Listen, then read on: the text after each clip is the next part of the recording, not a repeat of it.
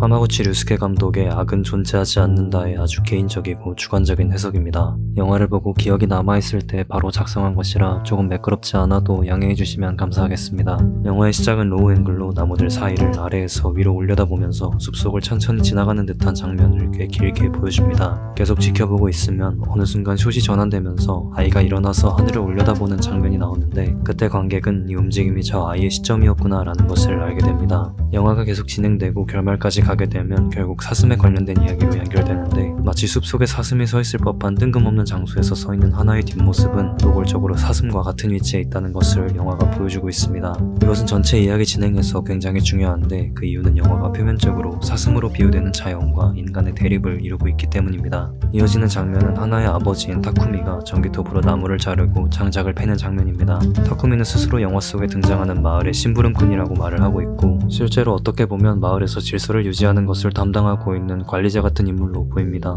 연예기획사 직원들과 주민들이 다같이 모여있던 사업 설명회에서 준비가 덜 된 모습에 주민들이 화를 낼 때 나중에 사장이랑 전문가를 데리고 다시 진행해라 라고 말하기도 하고, 앞에 앉아있던 청년이 직원을 향해서 갑자기 달려들려고 할 때 거칠게 제지하는 장면으로 알 수 있습니다. 그러면서 밸런스가 중요하다라는 말을 하는데, 타쿠미는 일단 자신의 신념으로는 마을과 자연을 수호하려고 하는 인물로 보여집니다. 그런데 영화를 보다 보면 관객은 그런 타쿠미가 스스로 생각하는 자신과 실제 모습은 다르다는 것을 알게 됩니다. 영화의 시작에서 그렇게 나무와 숲속을 오래 보여줬지만, 이어지는 장면은 그 나무를 자르는 타쿠미의 행동입니다. 그리고 이후에 땅 와사비를 발견하고 뽑을 때 뼈만 남은 사슴의 시체를 볼 때도 카메라는 마찬가지로 아래에서 위로 타쿠미의 얼굴을 보여주면서 마치 자연의 입장보다는 자연을 파괴할 준비가 된 상위 포식자의 입장으로 표현하고 있는 것을 알 수 있습니다. 그리고 애초에 이 마을에 살고 있는 주민들도 사실은 이마를 개척해 나가기 위해 자리 잡은 자연에게는 그렇게 달갑지 않은 외부인의 입장이었습니다. 타쿠미는 딸을 데리러 가는 일을 자주 까먹는 것으로 표현되고 있는데, 이것을 기억하게 해주는 장치는 영화에서 가끔 들리는 총소리입니다. 총소리는 곧 사슴을 사냥하는 자연과 완전히 대비되는 소리이지만, 이 소리가 타쿠미에게는 정신을 번쩍 들게 해서 해야 할 일을 기억해내게 해주는 일종의 각성제 역할을 하게 됩니다. 이런 상황에서 마을에 글램핑장을 건설하기 위해 연예기획사의 직원들이 찾아오게 되는데,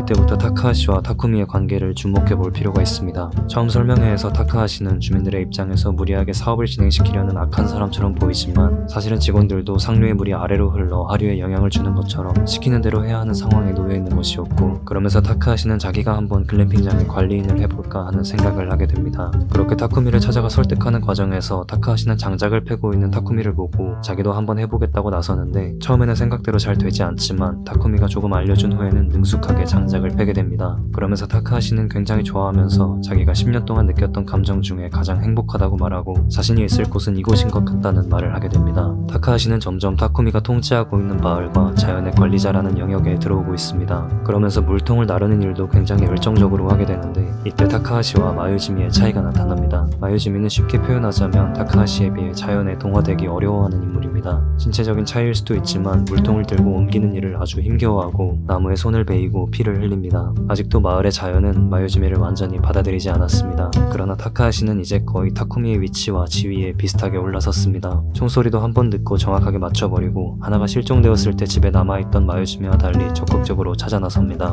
이런 일들은 원래 마을의 관리자였던 타쿠미가 주로 하는 일들이었습니다. 영화의 결말이 가장 충격적이라고 볼 수 있는데, 결국 타카하시와 타쿠미는 숲속 깊은 곳에서 총에 빗맞은 사슴과 함께 있는 하나를 발견하고, 사슴이 하나를 공격할지도 모르는 상황에서 타카하시는 하나를 구하려고 먼저 움직이게 됩니다. 자신에게 가장 소중한 딸이자 자기가 지켜야 한다고 표방하고 있는 자연 그 자체인 하나를 타카하시가 구하려는 것을 보면서 타쿠미는 어떤 생각을 했을까요? 마을의 글램핑장이라는 도시의 힘이 침범해오는 것처럼 타카하시는 이 마을과 마을의 자연 환경을 지키고 관리하고 있던 타쿠미의 관리자 역할과 지위를 가져가는 것을 넘어서 이제는 아버지의 역할까지 침범하게 되었습니다. 자식이 공격당할 위기에 놓인 사슴은 인간을 공격합니다. 타쿠미는 그런 타카하시의 목을 졸라 살해하게 됩니다. 정리하면 타카하시는 분명 마을의 글램핑 사업을 벌이려고 찾아온 외부인이었지만 자연에 한껏 동화되어 버린 인물이고, 타쿠미는 자연의 수호자를 표방하고 있지만 자연을 구하려는 인간을 가로막아 버립니다. 두 모순이 충돌한 곳에는 비극이 남게 됩니다. 자신의 영역을 침범한 글램핑장을 건설할 위기에 놓여있는 마을이 앞으로 어떻게 될지의 결과는 타카하시와 타쿠미의 결말에서 영화가 말해주고 있습니다.